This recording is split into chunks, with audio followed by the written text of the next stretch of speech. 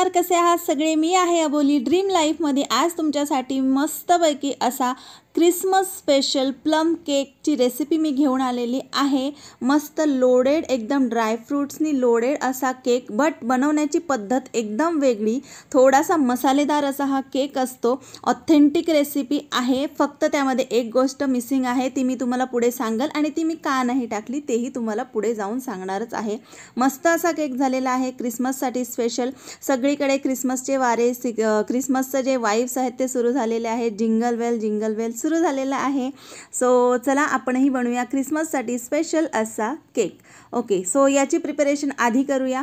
तर यासाठी तुम्हाला दिसत आहेत स्क्रीनवर तेवढे सगळे ड्रायफ्रूट्स लागतात. तुमच्याकडे जेवढे काही दुनियाभराचे ड्रायफ्रूट्स असतील तेवढे यामध्ये टाकायचे आहेत. मनुके, अक्रोड, काळे मनुके, चेरीज, काजू, बदाम, पिस्ता, टूटी फ्रूटी स्पेशली तेही टाकायचे आहे. आणखी काही तुम्हाला ड्रायफ्रूटचे प्रकार माहिती असेल तर ते सगळे आणून यामध्ये केकमध्ये टाकायचे.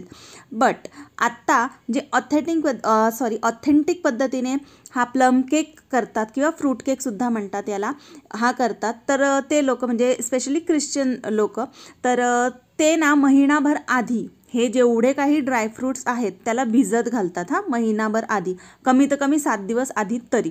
ओके, आणि ते कशामध्ये भिजत घालतात तर ते भिजत घालतात रममध्ये, बियर, ओके, म्हणजे अल्कोहोलमध्ये ते भिजत घालतात. बट आपण तर आता काही अल्कोहोल पित नाही किंवा म्हणजे त्या प्रकार आपण नाही करू शकत ते. तर आपल्याकडे ऑप्शन म्हणजे आहे ऑरेंज ज्यूस. ओके, आता ऑरेंज ज्यूस का, तर एक प्रकारे रम जे असते ना असं आंबट प्रकार असतो आणि हे भिजत घालायचे असतात त्यांना आणि प्लम्ड करतात असं म्हणतात त्याला. महिनाभर 7 दिवस किंवा ओव्हरनाईट असं प्लम्ड करायचं असतं. हे फ्रूट फुगवायचे असतात म्हणून त्याला प्लम केक म्हणतात. तर आपण रम बियर वगैरे काही वापरणार नाही आहे बाबा. आपल्यासाठी योग्य आहे तो म्हणजे ऑरेंज ज्यूस. बरेच लोक हा ऑरेंज ज्यूसमध्ये करतात. ऑरेंज ज्यूस नसेल वापरायचं, पायनॅपल ज्यूससुद्धा वापरू शकता. फक्त एवढंच की आंबटपणा हवा. ओके, आणि याला आता माझ्याकडे वेळ आहे, मी याला ओव्हरनाईट म्हणजे एक रात्रभर भिजत घालणार आहे. कारण महिनाभर आधी कुठे आपण भिजत घालणार ना, कारण आपण ते काही करत नाही. सो जसं आपण दिवाळीचे पदार्थ करतो ना, चकली, चिवडा, लाडू, त्या प्रकारे यांची स्पेशालिटी ही असते प्लम केकची, म्हणून ते महिनाभर आधी प्रिपरेशन करतात. ओके, मी ते रात्रभर भिजत घातलं होतं. आता दुसऱ्या दिवशी येऊया. इकडे मी 1 कप किंवा माझ्या केकला जेवढी लागते तेवढी 1-1.5 कप मी साखर घेतलेली आहे. आता या साखरेचा आपल्याला ज्यूस बनवायचा आहे. ओके, तर कसा बनवायचा, आधी यामध्ये काहीच नाही टाकायचं. एक पॅन घ्यायचा आहे, त्यावर मीडियम आचेवर ही साखर पूर्णपणे आपल्याला वितळून घ्यायची आहे. ओके, एकदम लक्ष ठेवायचं आहे, तांबूस कलर येऊ द्यायचा आहे, जास्त काळपट होऊ द्यायची नाही. ओके, याचाही आपल्याला ज्यूसच बनवायचा आहे.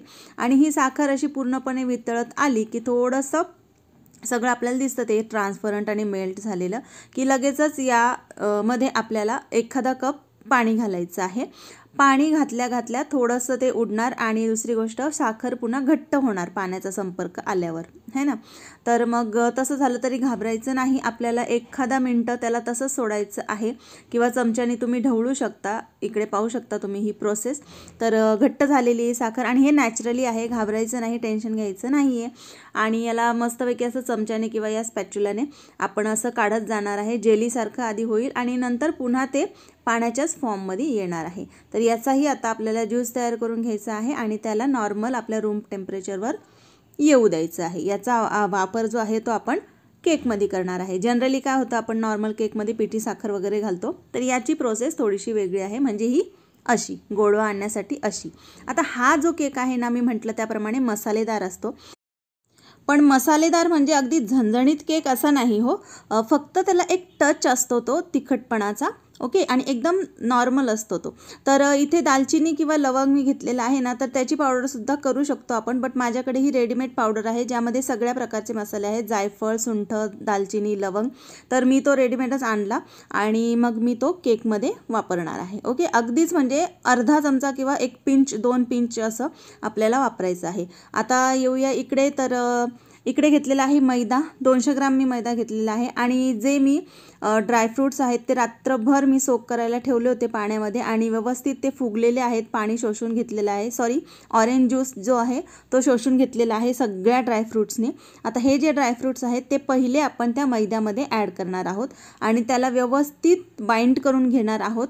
स्पॅच्युलाच्या सहाय्याने, कारण नंतर जर टाकले ना तर फक्त ते खाली बसून जातील सगळं, कारण ते आता फुगलेले आहेत आणि जड आणखी झालेले आहेत.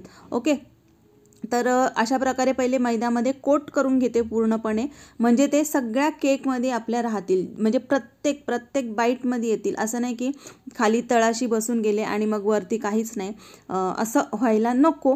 म्हणून ती काळजी घेण्यासाठी, त्याचं प्रिकॉशन घेण्यासाठी अशा प्रकारे पहिले आपल्याला 1 मिनिट हे कोट करून घ्यायचे चांगल्या पद्धतीने. नंतर जो मसाला मी म्हटले बघा मी किती टाकते, तर बस 2 चिमूटभर असा मसाल्याचा अंदाज घ्या तुम्ही, तेवढं मी यामध्ये टाकलेलं आहे. यानंतर यामध्ये आपण जवळजवळ 1.5 चमचा म्हणजे 1.5 टीस्पून, जो माझ्याकडे स्पून आहे, 1.5 टीस्पून बेकिंग पावडर आणि अर्धा टीस्पून आपला खायचा सोडा एवढा टाकलेला आहे. आता हे सगळं आपण व्यवस्थित पहिले मिक्स करून घेऊया. आता यामध्ये आपल्याला पाणी शक्यतो वापरायचं नाही आहे, कारण आपण जो शुगर सिरप बनवला होता ना तो आपल्याला पुरेसा ठरणार आहे. बट तरीही असं वाटलं की कमी पडते तर थोडासा ऑरेंज ज्यूस तुम्ही ॲड करू शकता, आणि ऑरेंज ज्यूस नसेलच तुमच्याकडं तरच मग पाण्याचा वापर करा. कारण एकदम म्हणजे जर तुम्ही विदाऊट वॉटर, पाण्याचा वापर न करता जर हा प्लम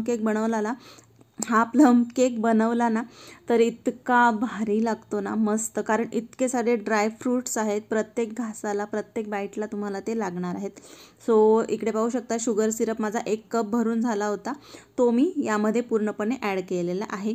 आणि या केकचं जे बॅटर असतं ना, बरं यामध्ये मी तेल टाकलेलं आहे आत्ता एवढी वाटी भरून, म्हणजे जवळजवळ 3 चमचे, आपले नॉर्मल चमचे 3 चमचे तेल यामध्ये टाकलेलं आहे. शेवटी जो पदार्थ टाकायचा आहे तोही तुम्हाला सांगतेच मी, नक्की रेसिपी व्यवस्थित बघा.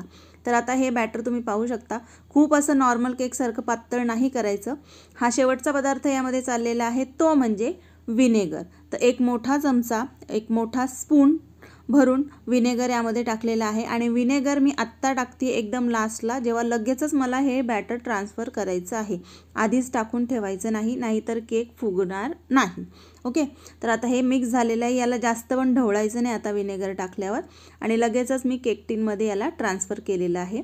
वरून डेकोरेटिव्ह भाग आहे हा, लावायचं तर लावा, नाही तर नको, बट छान वाटतं, नंतर तुम्ही पाहालच. तर आता याला मी 180 सेल्सिअसला खालची रॉड ऑन करून ओव्हनमध्ये ठेवते जवळजवळ 40 ते 45 मिनटं.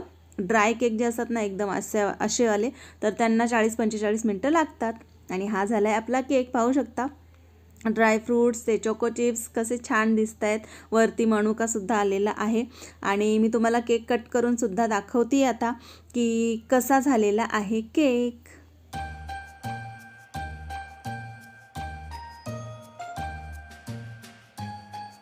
एकदम सॉफ्ट आपला मस्त केक झालेला आहे. मी रूम टेम्परेचरवर पहिले त्याला येऊ दिलेला आहे, घाई करायची नाही कापताना.